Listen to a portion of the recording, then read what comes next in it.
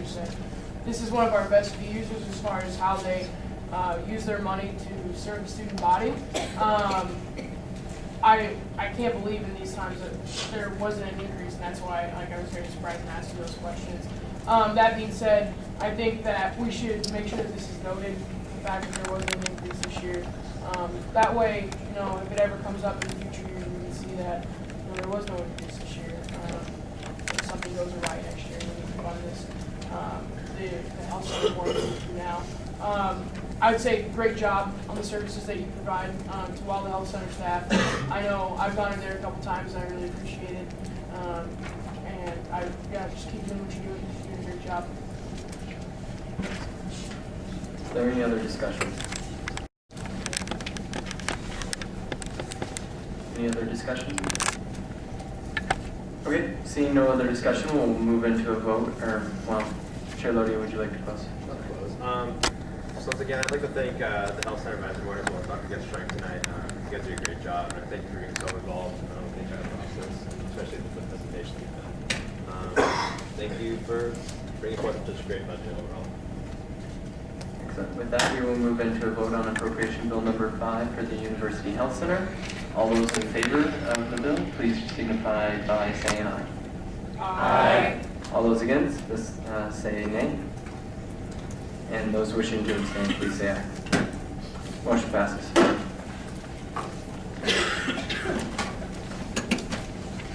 Okay, that will move us to appropriation bill number 6. Chair Lodi, would you like to open? Certainly. If you look, we're talking about transit services. Just a key reminder that ASUN student fees do not cover parking. They only cover transit services.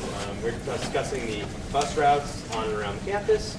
As you may or may not know, and I hope you do know, the routes are being redone for next year. We hired a consultant to evaluate the exact route we should take. There's a complete revamping of it.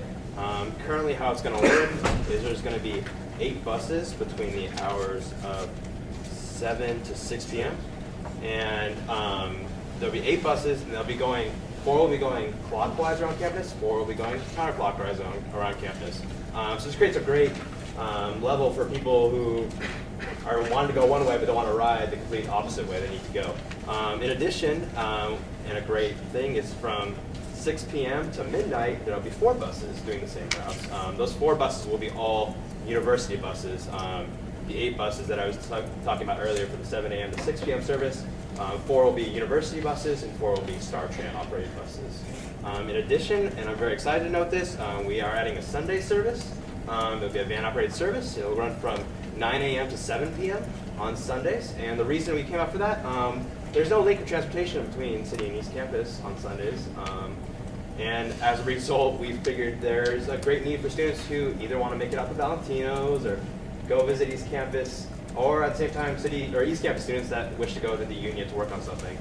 This will also prove very beneficial in the future if a referendum passes concerning the East Campus Rec Center, because the East Campus Rec Center will likely be closed as they will build a new one on top of it. So there's no way they're going to keep that open. It still keeps students access to the great facilities we offer on both of our campuses. With that said, is there anything else you'd like to add, Dan Carpenter? He's the director of the transit.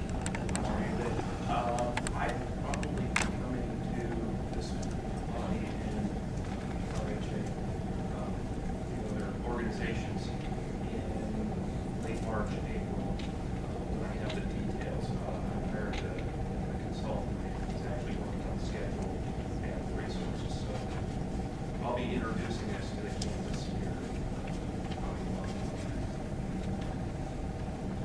And I just want to know a couple of quick things. On page 6 of your document, you'll look towards the bottom and it'll say they're looking at the amount of money that's going to cost for the consultant. That $14,015 is not set yet. We will know officially when the drops are set into place, pending approval of this budget, so we can get the final bill, make sure it's implemented, make sure all the costs are set.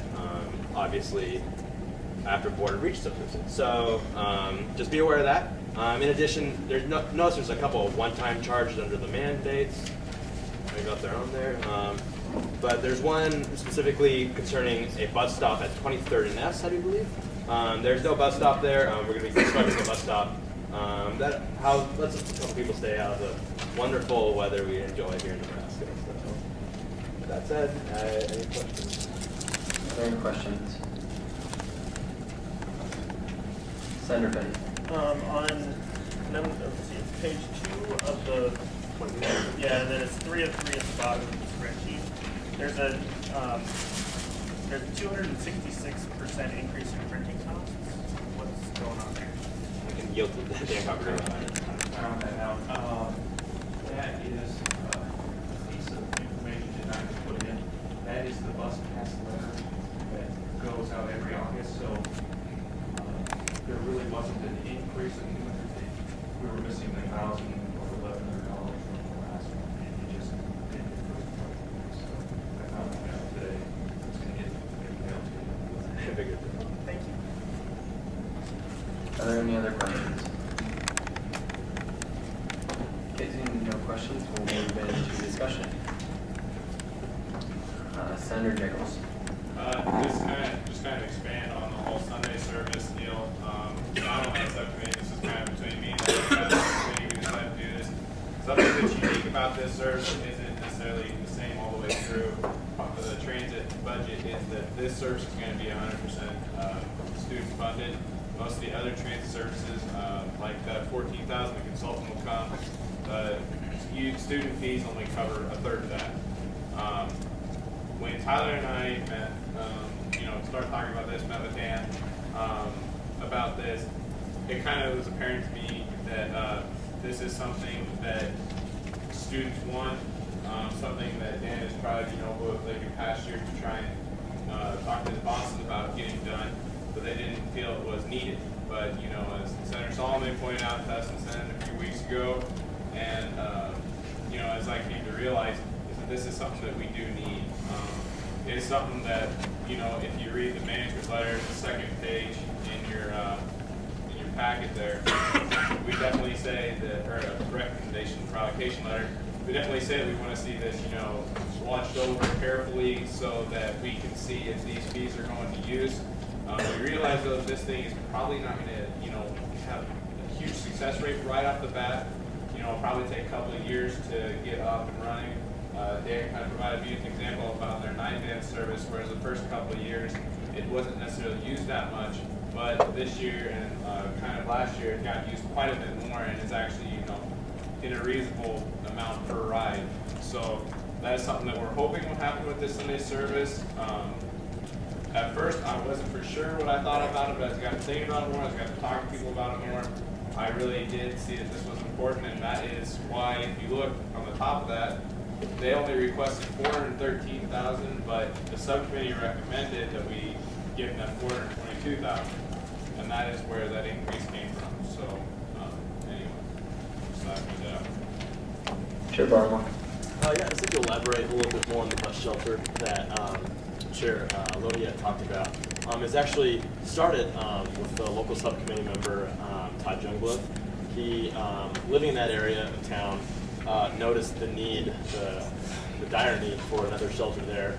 And for, I think, weeks on end, he would go 8 o'clock every morning and record how many people would enter the bus at that certain intersection did not have a shelter. And he took that information to Dan at the Transit Services, worked with Dan at including that along with the budget proposal. So just wanted everyone to know that part of this was a direct result of a student working along with Transit Services. So. Senator Bourne. I just wanted to speak really briefly to the benefit of the increased night routes for final performing arts students.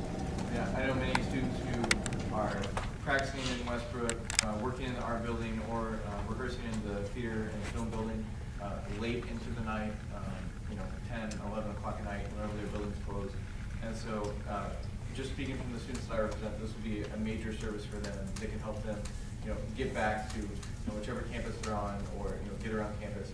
It's a major help for a lot of students who live on campus. Senator Solomon. I just want to add some stuff about the Sunday service, what was supporting Senator Jones. We all admit that we have two campuses, and we have one university.